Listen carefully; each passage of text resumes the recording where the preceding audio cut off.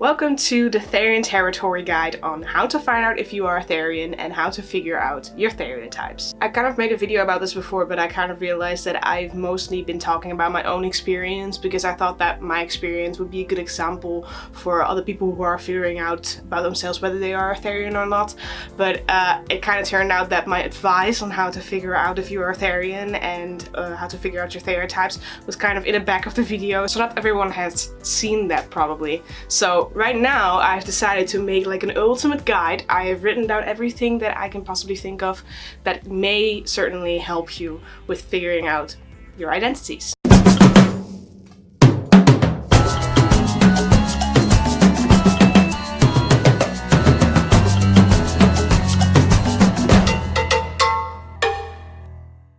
Hi guys, welcome back to my Therian territory. You may call me Thorn, and in today's video I'm going to be showing you guys my Therian territory guide on how to figure out if you are a Therian or not and how to find out what your theriotypes are. I'm going to dive right into it because I know a lot of you have been waiting for answers for a very long time. So there are a couple of things you have to do before you actually start questioning whether you are a Therian or not and what your theriotypes would be. Before I start anything about this video, it is very important to note that questioning can take months to years even. And that's okay. You do not have to conclude that you are a Therian, and you do not have to conclude a theriotype within like a day or a week. No, take your time. Take as much time as you need even. The more time you take, the more you can take into consideration, the more accurate your identity will most likely be. First of all, it is incredibly important to know what exactly Therianthropy is. If you're going to claim about yourself that you are a Therian while you actually don't really know what it is,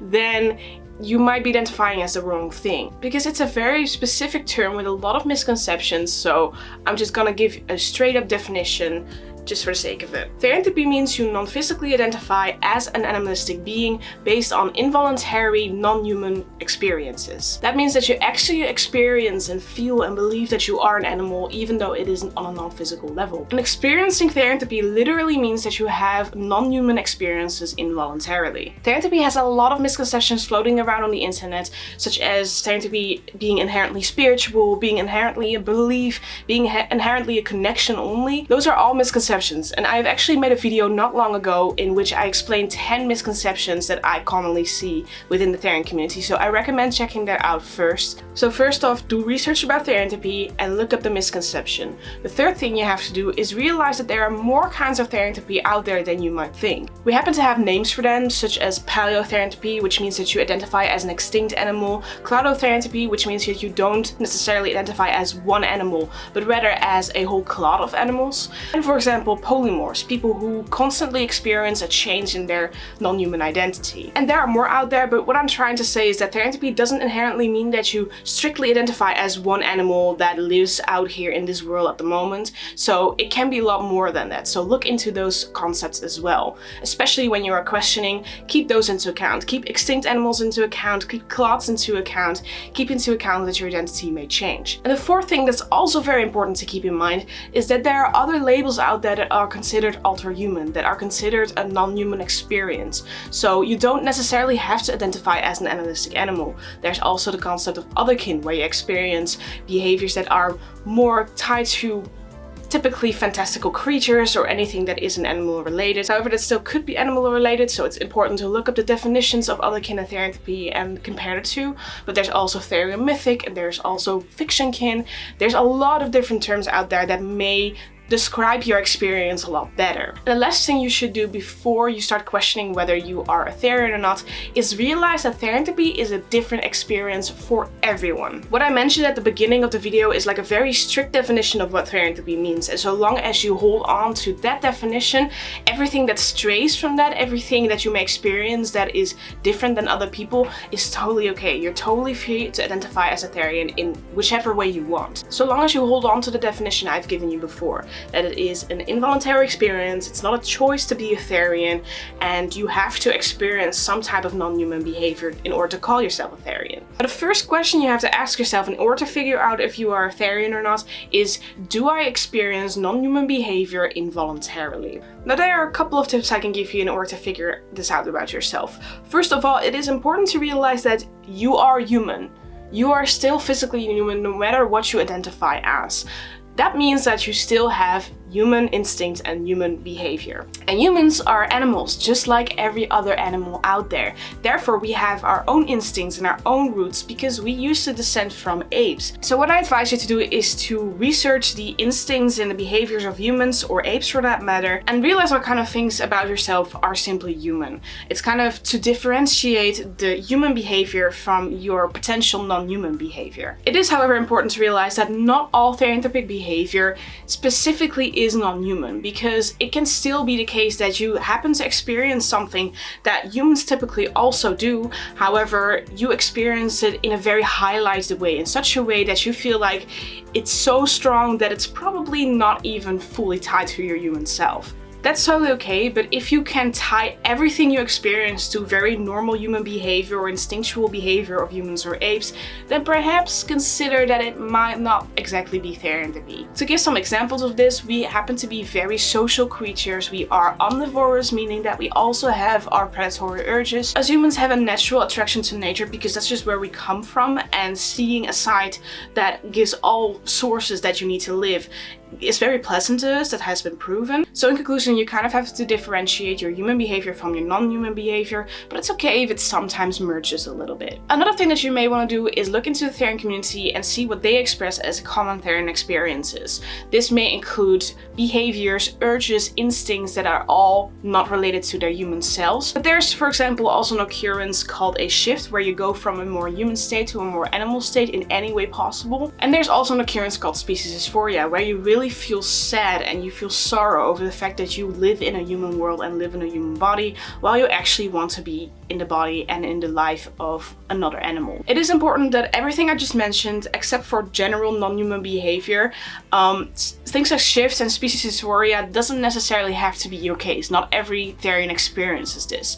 And also, if you only experience species dysphoria, for example, that will not make you a Therian either. But they are common experiences in the Therian community, so if you happen to experience it yourself, it might be a good indicator that there's something going on. So then you're kind of able to answer yourself the question, do I experience non-human behavior involuntarily? If the answer is no, you're probably just not a Therian. And that is totally okay. You can go ahead and look into other kinds of altered human identities, or you can just embrace your beautiful, unique self. It doesn't necessarily have to be tied to any label.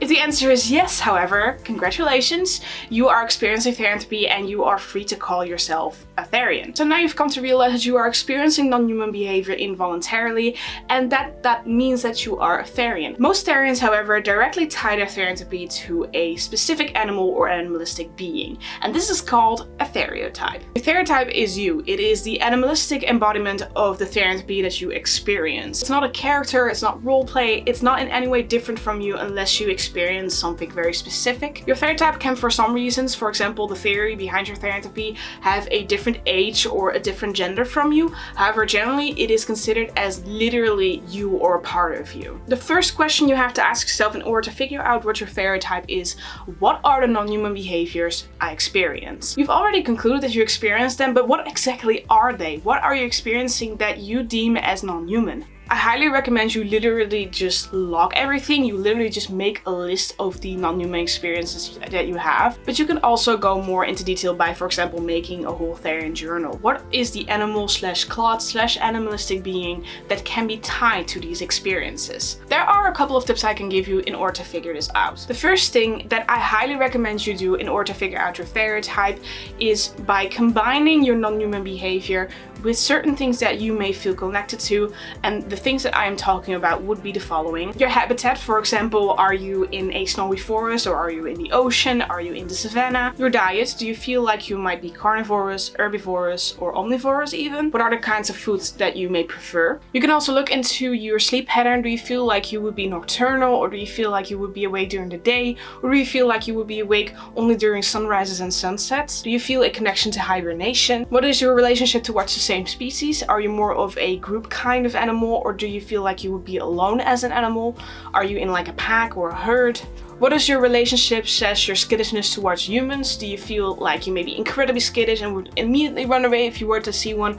Or do you feel like you don't know them very well because they live very far away from you and therefore you're fine with them? Or are you maybe tame? Are you a pet? And you can also look into general things such as your general personality, your mating instincts, your likes, your dislikes, stuff like that. Even when looking into specific subspecies, it is incredibly important to look at the differences between all the animals when it comes to all these kinds of factors. It is, however, extremely important to realize that you as a Therian do not have to match every single thing about your theriotype. Now that you've kind of looked into the connections that you may feel, it is time to look into as many animals as you can possibly think of, as well as animalistic creatures and stuff like that. So many people often have the tendency to just straight up jump into one animal to question. This is very not wise because it means that you are fully comparing yourself to one animal, and chances are big that you might conclude to yourself that you are the animal even though you may not be, because there are so many other animalistic beings out there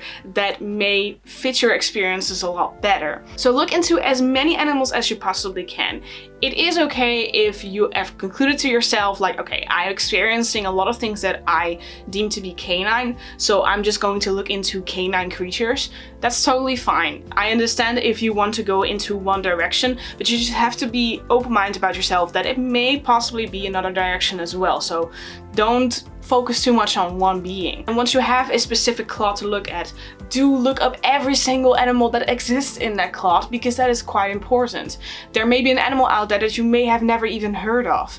I had never heard of betafishes before I confirmed it as my theriotype. I had no idea they existed. So keep that in mind. And now that you have a whole list of animals that could possibly be your theriotype, now it's time to kind of narrow it down by putting puzzle pieces together and relating every single animal that you have to the experiences that you face and the connections that you have towards your environmental factors. So now that you have narrowed it down to one specific animalistic being, it is time for the following question.